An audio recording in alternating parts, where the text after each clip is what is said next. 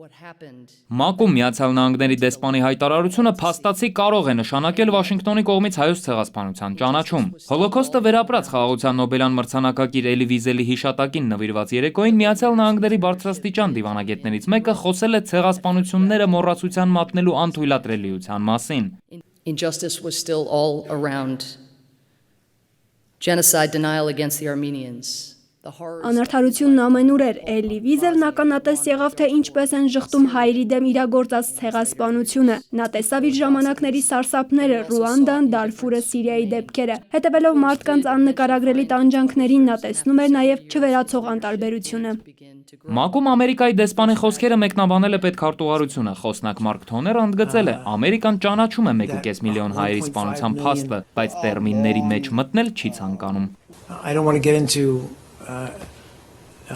terminology or how we refer to it. Ես չեմ ցանկանում մտնել տերմինների մեջ եւ մեկնաբանել, թե մենք դա ինչպես ենք անվանում, բայց մենք ճանաչում ենք, որ Օսմանյան կայսրության վերջին օրերին սպանվել է 1.5 միլիոն հայ։ Միացյալ Նահանգների ղեկավարությունը ցանկանում է, որ այդ դեպքերը լիարժեք ճանաչվեն։ Քաղաքագետների խոսքով Սամանթա Փաուերը ելույթը քաղաքական դիրքորոշման փոփոխություն չի նշանակում, ամերիկյան վարչակարգը փոփոխության շեմին է։ Բարձրաստիճան դիվանագետները նույնպես շուտով լքելու են իրենց պաշտոնները։ Բոլոր դեպքերում Միացյալ Նահանգներում արդեն վաղուց լավ հասկանում են, որ գործ ունեն իրական ցեղասպանության հետ եւ դժվար է մշտապես այդպես դիվանագիտական ուշադրությամբ հետևել